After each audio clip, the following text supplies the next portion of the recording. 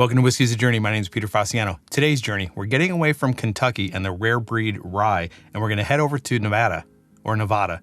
I always get confused on which one people say. And we're going to take a look at Frey Ranch Rye, coming out of Fallon, Nevada.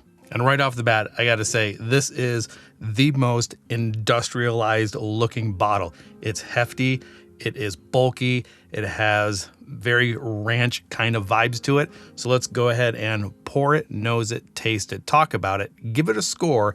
And then if you stick around until the end, I'm not necessarily sure if my sister is going to be here or not, but we're going to be making the Toronto cocktail. Again, thank you, Anders Eriksson. Link in the description below for his channel. And the recipe for the Toronto is coming from him. All right, so what do we have here? Well, this is something new, 100% slow-grown winter rye. And this is interesting. This says that it's bottled in bond, and usually that means around 4 years old. But this one, stated right on the bottle, 6 years old. But it is 100 proof. I don't think you can get around that with bottled in bond. This is batch number 8, and my bottle is bottle 5,786. Grown, distilled, matured, and bottled in Fallon, Nevada on the Frey Ranch facility. I think it's Fallon, not Fallon. It's Fallon, Nevada. 750 milliliter bottle. And this is coming in at $65 in Phoenix, Arizona. Oh man, even before I get it up to my nose, I can smell the mint. But let's get a little bit closer and see what I actually do get on the nose. I really didn't know what to expect with 100% rye. Maybe the heavily dilled, heavily pine, heavily minty. But my initial nosing, I get mint and herbs, slight amount of pine and a little bit of spice, almost like cooking spice, anise, cinnamon, things like that. Maybe even a little bit of allspice. And I think, isn't allspice a mixture of a whole bunch of different cooking spices? And there is a rich oakness that's coming out of here.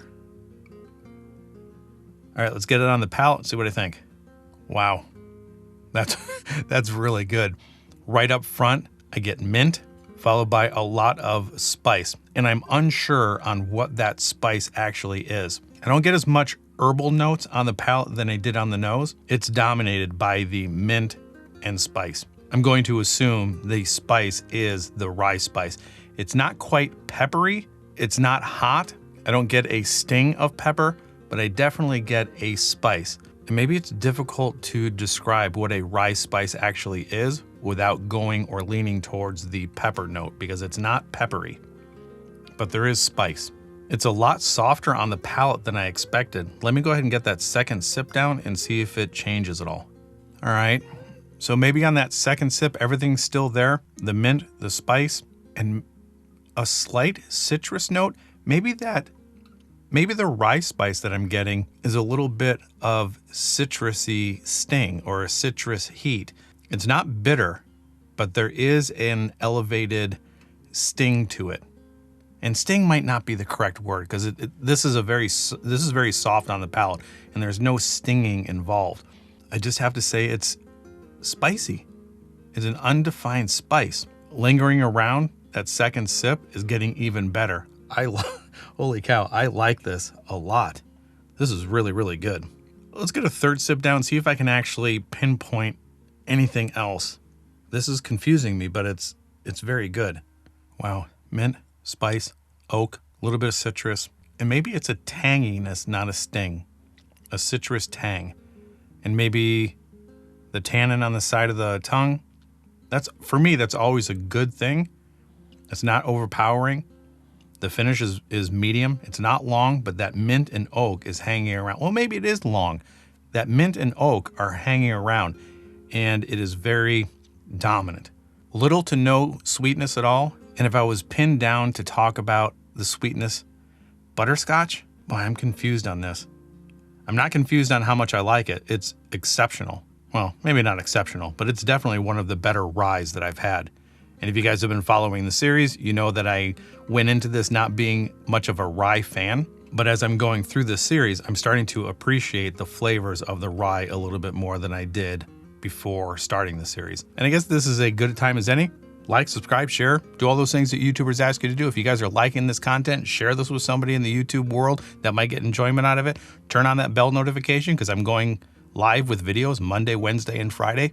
Trying to hit that 2,000 subscriber mark. It's not going to happen for my 1-year anniversary, but the trajectory of the channel is going up, and that's all thanks to you guys. So keep doing those things that you guys are doing. Let me go ahead and get on to the information about the whiskey. We'll give it a score, and then we'll jump into the cocktail. And the information that I got for this whiskey is coming directly from the Bourbon Vans video. They did a video interview with Colby Frey. He's the guy that's actually running the show over at Frey Ranch. And I'll put a link to that video in the description below. Go check it out. It's a great video. This guy actually sounds like a farmer, and he enjoys what he's doing. So Frey Ranch got their distilling license in 2006. Like I mentioned, Colby Frey is the main guy over there. He is the farmer, and his family has been farming in Nevada since 1854. So they've been around quite a while, even before Nevada was actually a state. They pride themselves in being a very sustainable farm and distillery. They do everything from ground to grain to glass. Well, actually not glass. They do something with Mexico City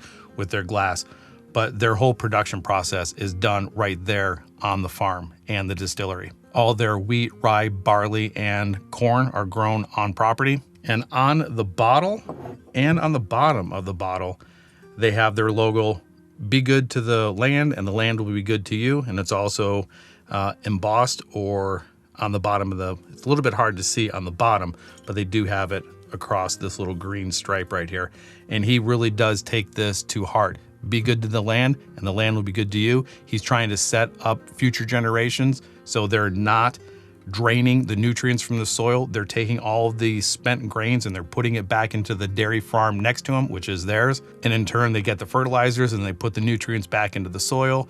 They have their own reservoir, and all of the cooling stuff that they do on premises is being put back into that reservoir. So everything that they're doing on property seems to be very sustainable and recycled. And all the stuff that Colby is talking about in this video interview comes across as very, very genuine. And I highly encourage you guys to go watch that video. It's amazing. The guy looks and sounds like he's a farmer, like he truly cares about what he's doing with this whiskey and what he's doing with the farm. And that to me is a huge selling point as well. All right, let's get on to the last tasting and then we'll give it a score. And I think you guys might know where I'm heading with the score on this.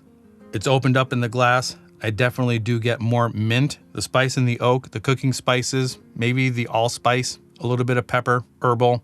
All of that stuff is there and all of it is very good. Let's get it on the palate again. 100% rye I thought was going to be pretty bitey, pretty sharp, and this is very soft on the palate without being flat. I'm trying to search for a sharpness and I'm not getting anything. It is very well-rounded. So with all that, my scoring system is out of 5 stars. And what I have in this glass, with all of the ryes that I've had so far, this is the top of the list. And because of that, I'm going to give this 4 out of 5 stars. I think this is really good stuff and it deserves 4 out of 5 stars. This is actually pretty new to my market. When I first started the Rye series, a lot of people mentioned Frey Ranch, and my first or second video on the Rye series, I actually saw this, or it popped up in my local Total Wine & More. So I decided to pick up a bottle. I wasn't really expecting much, and this is definitely overperforming my expectations. And I think it's a well-deserved 4 out of 5. Let me know in the comments down below if you guys have had the Frey Ranch Rye. What do you guys think of it? Is this outperforming your expectations like it is mine? Let me know in the comments. All right, I'm gonna get one more sip down and then we're gonna move on to the cocktail. Soft, spicy, well-rounded. I like that mint. The mint and the oak just elevate as you sip it. Good stuff. And before we get on to the cocktail, we're going to be doing a chilled glass. We're going to be making the Toronto in a chilled martini. So get this thing in the freezer if you guys are following along. And without further ado, let's get on to the cocktail. All right, you guys, we're all set up and kicking and screaming. She wasn't kicking and screaming. I brought my sister back for the Toronto. Say something. Okay, never mind. Obviously, she doesn't work well on the spot. Speaking of which, on the spot, do you want to stick around and do a sip it and skip it with me after this video? Oh, sure. Because this is my next video coming out. So this comes out Monday, and then my sip it and skip it will be Wednesday. And it's like a five-minute video. Yeah, I'd love to. Cool. And then I can give you my opinion if I would sip it or skip it too. So she's right at about the same point that I was about a year ago. Not really much into whiskey, if at all. And That's an understatement. yeah, and the power of whiskey is just not something that sat right with me when I first started drinking. And same thing with beer and wine. It took a little while to actually appreciate it, but now that I'm actually into the whiskey scene, I'm starting to appreciate it much more. And I think you're at that point with me, but There are some of them that I've tasted that I was like, okay, yeah, I could see myself sipping a small bit of this. More so than when you first started. Like Yeah. when you first started, everything I tasted, I didn't like. it's all ABV. Yeah, now I'm starting to understand and can get back past some of the ABV and be like, okay, I could actually see myself maybe sipping this. And that's how I was, I think, with red wine when I started drinking red wine in my early 20s. And now I obviously would prefer that and can start to taste the little nuances, whereas before it all tasted the same. Yeah, and talking about nuances, we've made this drink before, and there are nuances in this drink that you're either going to like or that you don't like. And I kind of take a look at the whiskey world as an opportunity to maybe I don't like something yet opportunity. And every time you drink something, you may get a different taste from it when you drink it the next time. So you might not like something originally, but stick with it. Like peated whiskeys with John and I, we hated them. We Yeah. couldn't understand why people liked them. But anyway, let's get off of that and let's get on to the Toronto. All right, so the ingredients for this drink, we're going to be using the 100% rye from Frey Ranch. We're going to use the Fernet Branca, a rich Demerara syrup, the Angostura aromatic bitters, and apparently this one calls for flamed orange. Oh. We tried this the other day. It didn't work, but I've got some extra rind of the orange. We're going to try it a couple times. And then we're doing a double recipe here, even though I think one would be fine, but we're going to do the double up recipe. The recipe that is in the description below is going to be for a single. For the amounts of the whiskey, we're going to do a double recipe. This calls for 2 ounces, so we're going to do 4. Wow, are you sure that... A single recipe is for 1. The Fernet Branca is a 1/4 ounce, so we're going to do a 1/2 ounce. 1/4 is half. And the Fernet Branca is the thing that I believe we don't like about this because it has a menthol soapy note to it. Yeah. So if any of you know how to make this and put something in place of this, Ooh, sorry. that would be fabulous. Oh, did I turn that around the wrong way? There you go. Because, Can I have my jigger back? oh, sorry. I was never good with sharing toys. You weren't even good at sharing drinks last time. She drank all of my, what was it? All of my La Louisiane. I'm sitting here editing the video and I see an arm reach across and she grabs my drink. Anyway, we're doing a 1/2 ounce of the Demerara syrup. It deserved to be taken because it was really good. It's definitely one of my favorite drinks. And then it calls for 2 dashes of the Angostura aromatic bitters. We're going to do 4. So 4. That was, I don't know where you learned to count, but Well, when you first tip it, it drips a little in there. should that count as one? Nah, because it's only a couple of drips. And then 1, 2, 3, 4. All right, whatever. Oh, and then we're going to stir it, pour it, And flame and the then orange. flame it. I realized why I had such a hard time stirring last time. I'm stirring across my body at this awkward angle instead of like moving it in front of you where it would normally be if you weren't shooting. And we're using chilled martini glasses. So as I go grab those, she's going to stir. So who was it that made the comment that you should grab the bottom of the glass and stir? Oh, there you go.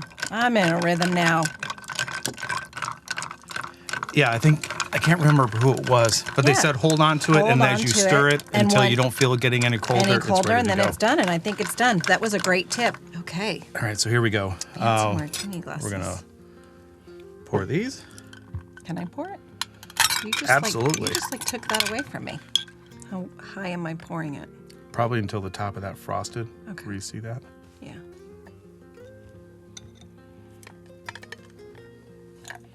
Teamwork makes the dream work. I was hoping Hoping what? that I would get the one less full. It's okay. like I said, it's an opportunity to like this more than the last time we had it. Oh, yeah.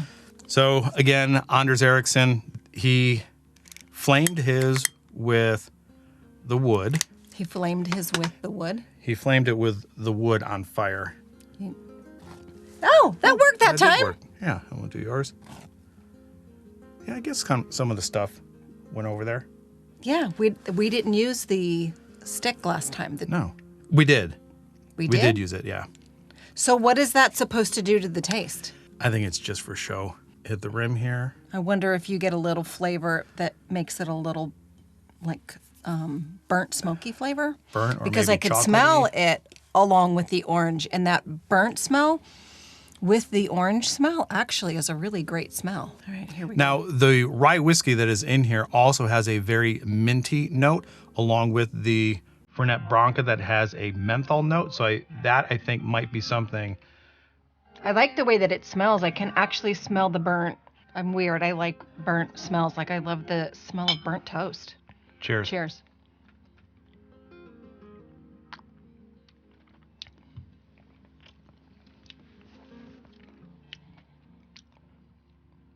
Okay. All right. That's interesting. Here's what I do like. Great way to start with the positives. I'm a positive person. Okay, I know.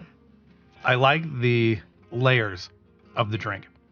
You're getting the orange just as you're putting it up to your lips to drink it. I do get a little bit of a chocolatey note, and then the menthol and the mint kill it for me. So I do start out positive. It does taste really good when you first sip it, and then that menthol and mint take over, and it's a little bit overpowering for me. I would agree. I think as I'm putting the glass to my mouth, the smell, like I smell that burnt orangey scent, which smells fantastic. You get that first on the palate when you taste it. Maybe the burnt orange comes across to me as a little bit chocolate. Maybe a little bit like the how you can chocolate covered or chocolate orange flavored. Yeah. Yeah, maybe that's more so than just chocolate. Yeah, it's like a chocolate orange flavor, but then that quickly disappears and you're right. And then all I get is mint and soap. It's an overpowering flavor. And it feels like it just coated my tongue. I would make this for people just because of the flame portion of it, but I think I would make it for them, and I don't think I would make a double recipe for me. For me, yeah. If they're For you. willing to have me taste their drink, maybe eventually I can learn to like this, because it does seem to be a little bit complex, and I do believe it has enough layers that people would like it if they do like the Fernet Branca. If you like that flavor, I think they would love this. And I think people that like a little bit of a more bitter flavor in their drinks, they might like it as well, or that tad hint of, because there is a hint of mint and in there. menthol. So I'm almost thinking maybe if you like what's the drink that you mash the mint? Michael likes and Kristen likes. The Moscow Mule? No. A mojito. Mojito. There you go. I got the gerbils going. I skipped it. I did not drink the mojitos. I don't particularly like that. I don't like mojitos either, and maybe that's one of the reasons why I don't like this, because of that minty flavor. So maybe somebody that likes, now this is going to be, it's not nearly as minty as a mojito, but you do get that mint flavor in it. So for people that like minty drinks, this might be for you. Yes, absolutely try It's it. not for me. Or me. So that's where we're going to leave it. If you guys like this video, do me a favor, like, subscribe, share, do all those things that YouTubers ask you to do. I don't think I'm going to hit my 2,000 subscriber mark by this coming week, but I got close, and it's all thanks to you guys. I really appreciate it. The trajectory of the channel is going in the right direction. So thank you very much. And with all that, enjoy your journey. And also, leave a comment down below if you guys have noticed the new brand of the channel, the new logo. Let me know what you guys think of it. And that's where I'm going to leave it. And we're going to jump into our Sip It and Skip It. So stick around. We'll talk to you guys later. Bye. Bye.